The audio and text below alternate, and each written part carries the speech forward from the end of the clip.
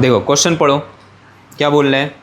A disc of radius small r is cut from a large disc of radius 4r in such a way that the edge of the hole touches the edge of the disk. What is the center of mass of the residual disk? कहने का मतलब क्या हुआ, समझना जरा। पहले मेरे पास question number कौन सा है, फर्स्ट है। पहले मेरे पास ऐसे डिस्क थी, एक बड़ी सी डिस्क थी, फिर क्या ली, एक ड्रिल मशीन ली, यहाँ पर छेद कर दिया ऐसे करके। मान लो ये एक एक्सेस, दो एक्सेस ड्रॉ कर दो यहाँ पर रेफरेंस के लिए, यहाँ पर ऐसे होल कर दिया, यानी यहाँ से एक डिस्क बाहर निकाल दी यूँ करके। और जब डिस्क बाहर निकाली, जिसकी रेडियस कितनी है, स्मॉल आर के बराबर है, ये डिस्क यहाँ से बाहर निकाल दी। जैसे ये डिस्क यहाँ से बाहर निकाली तो यहाँ पर एक होल बन जाएगा, और ये होल इस तरह से बन रखा है कि इसका जो बाउंड्री है इसको टच कर रही है इस तरह से। और इस होल की रेडियस कितनी है, स्मॉल आर है, और इस पूरे की रेडियस कितनी है, यहाँ से यहाँ तक 4r है। अब आपको बताना है कि जब यहाँ से निकाल दिया तब सेंटर ऑफ मास कितना होगा। क्या बताना है, जब यहाँ से ये निकाल दिया यूँ करके, टपक करके, अब सेंटर ऑफ मास कहाँ होगा।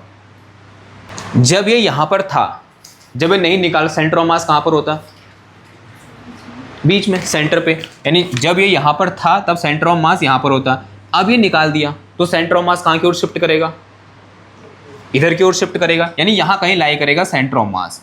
यानी एक बात तो पक्का है, उसके लिए y इक्वल टू कितना आने वाला है, 0। उसका y कोऑर्डिनेट कितना होगा, 0 होगा। तो x कोऑर्डिनेट कितना होगा ये मुझे निकालना है उसका, कि उसका x कोऑर्डिनेट कितना होगा ये मुझे निकालना है, कि जैसे मैं इसको यहाँ से बाहर निकालूंगा। देखो कैसे करोगे। अब यहाँ पे कोई अजम्पशन लेके चलो। मान लो इस पूरी डिस्क का मास कितना है, m है। कैपिटल M क्या है भाई, mass of whole disc, mass of whole disc, whole disc. कहने का मतलब बिना निकाले इसका मास इतना है। अब जैसे मैंने इसको यहाँ से बाहर निकाला और इसका मास मैंने कितना बोल दिया, स्मॉल m बोल दिया। स्मॉल m क्या है भाई, mass of disc which removed, जो हटा दी उसका मास कितना है, स्मॉल m बोल दिया मैंने। अब बची कौन सी वाली, इसको हटाने के बाद यहाँ पर डिस्क का एक पार्ट बचा, मैंने ये बोल दिया जो mr है, m उसके बेस में r, ये क्या है भाई, mass of residual disc, residual disc. बची हुई डिस्क का मास कितना है, स्मॉल mr है। तो इसका मतलब this m plus small mr किस कलर होगा, ये कैपिटल M के बराबर होगा नहीं होगा। ठीक है, यहाँ तक बात समझ में आ रही है। अब समझना, यानी अगर मैं इस डिस्क का सेंटर ऑफ मास, देखो छोटी वाली डिस्क का सेंटर ऑफ मास कहाँ होगा, इसके सेंटर पे, यानी यहाँ पर। ठीक है, और जो रेजिडुअल डिस्क है, जो बची हुई डिस्क है, इसको हटाने के बाद उसका सेंटर ऑफ मास कहाँ होगा, कहीं यहाँ पर होगा। और ये मुझे पता नहीं है, माना इसके कोऑर्डिनेट क्या है, x, 0 है। इससे कोऑर्डिनेट क्या है, मान लिया x, 0 है। अब ये x क्या होगा मुझे निकालना है। अब मेरे पास सिर्फ दो मास हैं, एक मास ये है, एक मास ये है। ये जो मास है ये कौन सा है भाई, mr है, और ये मास कौन सा है मेरे पास, स्मॉल m है। ठीक है, अब इन दोनों का कंबाइन सेंटर ऑफ मास कहाँ पर होगा, बीच में होगा, क्योंकि ये दो कंबाइन करके क्या बना रहे हैं, ये डिस्क बना रहे हैं। तो इन दोनों का कंबाइन सेंटर ऑफ मास कहाँ पर होना है, 0,0 पर होने वाला है। ठीक, तो अगर मैं क्या करूँ, यहाँ से इनके लिए x निकालूँ तो x तो कितना होगा, 0 होगा, लेकिन x की वैल्यू कितनी होगी इन दोनों के कंबाइन के लिए। फॉर्मूला क्या होता है, m1r1 या m1x1 प्लस m2x2। m1 कितना है यहाँ पर, इसको m1 बोल दो, तो m, अब यहाँ से डिस्टेंस कितनी हो जाएगी ये बताओ, ये डिस्टेंस कितनी होगी यहाँ से यहाँ तक,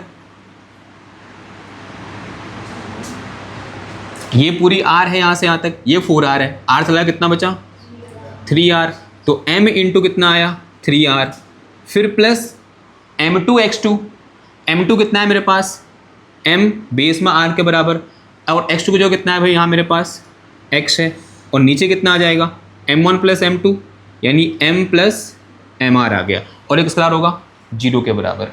तो 0 आएगा तो पूरा 0 हो जाएगा इधर से, तो ये मेरे पास कितना आ गया m इंटू 3r, और प्लस कितना आ गया ये mr into x, this will be equal to 0। तो यहाँ से मेरे पास mr into x will be equal to minus का m इंटू 3r, ऐसा कुछ आया। तो ये x इक्वल टू कितना आ गया, स्मॉल x, क्या आ जाएगा बताओ, this is equal to minus का m 3r अपॉन में कितना आ गया, mr आ गया। ठीक है, 3r तक तो सही है। अब मुझे ये चाहिए कि m/mr कितना होगा। ये रेशियो निकाल सकते हो आप कि m/mr कितना होगा। अगर आपने m/mr निकाल दिया तो क्या निकल के आ जाएगा, x निकल के आ जाएगा। कैसे निकालोगे m/mr? देखो, जो रेजिडुअल डिस्क है और जो निकाली हुई डिस्क है, इन दोनों में एक चीज़ कॉमन है, मास नहीं, वॉल्यूम नहीं। क्या कॉमन है? दोनों की डेंसिटी सेम है, क्योंकि दोनों एक ही का पार्ट थे। ये बात समझ में आ रही है आपको कि जो मैंने यहाँ से डिस्क निकाली और जो बची हुई डिस्क है, दोनों की डेंसिटी क्या है? सेम है। और डेंसिटी क्या होती है भाई? रो इज इक्वल टू m/v होती है। तो अगर मैं यहाँ से m लिखूँ तो m कितना आ जाएगा? कैपिटल M अपॉन कितना आ जाएगा? इसका वॉल्यूम v। ठीक, अब डिस्क है तो मैं मान के चला डिस्क की जो थिकनेस है वो कितनी है भाई? लगभग 0 है। तो डेंसिटी कौन सी होगी? Surface mass density. तो सिग्मा इक्वल टू कितना आ जाएगा? m/a आ जाएगा। अगर डिस्क है एक तो डिस्क की थिकनेस कितनी बोल दी मैंने? लगभग 0। इसका मतलब मास डिस्ट्रीब्यूशन सिर्फ कहाँ है? सरफेस पर है। तो अगर सरफेस पर मास डिस्ट्रीब्यूशन तो सरफेस मास डेंसिटी क्या हो जाएगा? m/a आ जाएगा।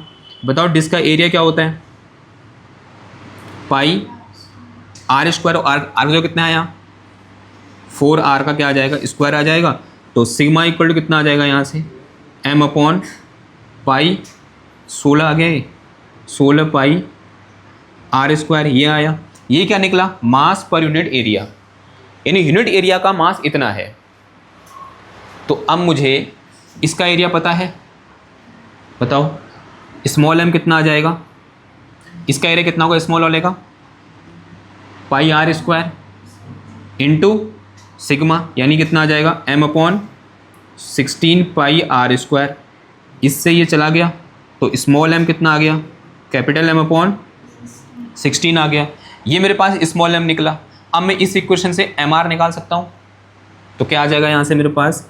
mr will be equal to capital M/16 minus small m। Small m की जो क्या आएगा? m माइनस का M/16। तो कितना आ गया भाई? ये mr will be equal to 15 M/16। ये mr है, ये m कहाँ गया? ये m है, उठा के वैल्यू पुट करो यहाँ। x इक्वल टू कितना आया? माइनस का m यानी कितना? m/16 अपॉन mr यानी कितना? 15 m/16 इंटू कितना आया? 3r। 16 से 16 गया, m से m चला गया, और x इक्वल टू कितनी बार गया? 5 बार। तो माइनस का r/5।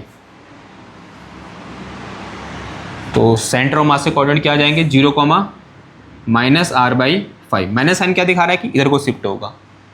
ठीक, तो इस तरह से हम क्या करेंगे? इस टाइप के सिस्टम का सेंटर ऑफ मास फाइंड करेंगे। From a uniform circular disc of mass capital M and radius capital R, a small circular disc of radius r/2 is removed such a way that both have same common tangent. The distance of center of mass of the remaining part from the center of original disk. ठीक, again same वैसा ही question जैसा हमने ये किया। देखो,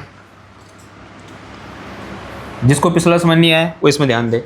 ये मेरे पास disc है इस तरह से, यूँ करके। ठीक है भाई, 2 एक्सेस मान लो यहाँ पर, एक एक्सेस ये बोल दी, एक एक्सेस ये बोल दी। ठीक, पहले ये कहानी थी, फिर मैंने क्या किया भाई? इसके सरफेस से मैंने एक डिस्क निकाल दी। और डिस्क कैसे निकाली कि जो निकाली हुई डिस्क है उसके तरफ होल बना, उसका टेंजेंट और इसका टेंजेंट सेम ही है, यानी यहाँ पर से ऐसे मैंने डिस्क निकाल दी,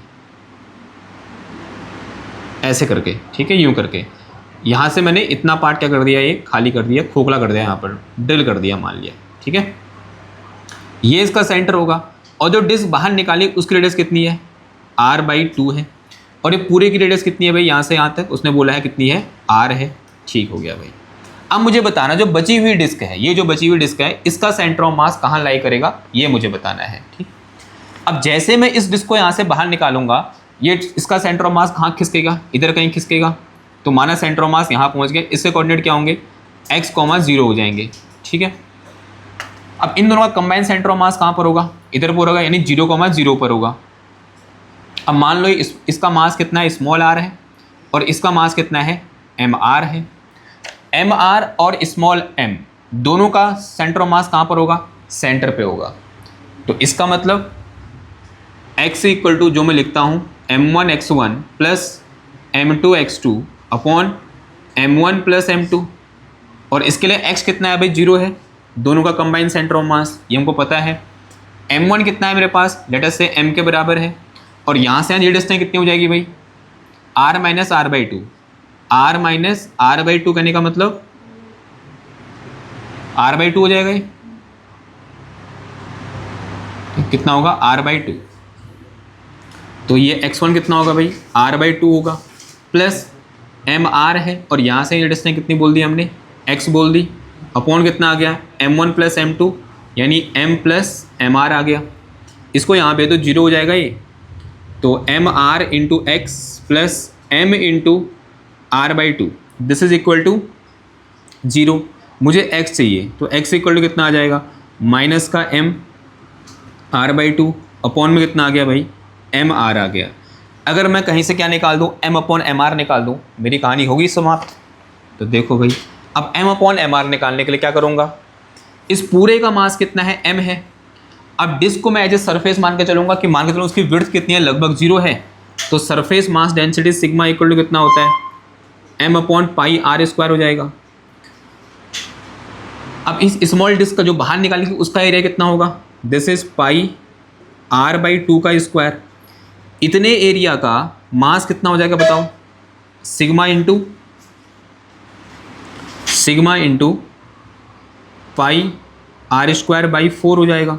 ये क्या निकला, स्मॉल m निकला।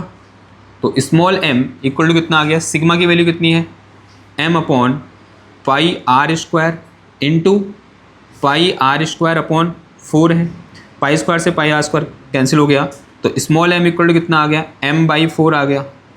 अगर मैं एम आर निकालूंगा तो एम आर कितना हो जाएगा, m माइनस एम बाई 4 हो जाएगा, यानी कितना आ जाएगा, ये 3m बाई 4 हो जाएगा भाई, ठीक है। अब एम आर और m दोनों की वैल्यू उठाओ, यहाँ रखो, तो यहाँ से x इक्वल टू कितना आ गया, देखो माइनस m की वैल्यू कितनी है, m/4 है, इंटू ये r बाई 2 आ गया, और अपॉन में कितना आ गया भाई, ये 3m बाई 4 आ गया। 4 से 4 चला गया, m से m चला गया, तो x इक्वल टू कितना आ गया, माइनस का r बाई 3 दूना 6, 6 आ गया।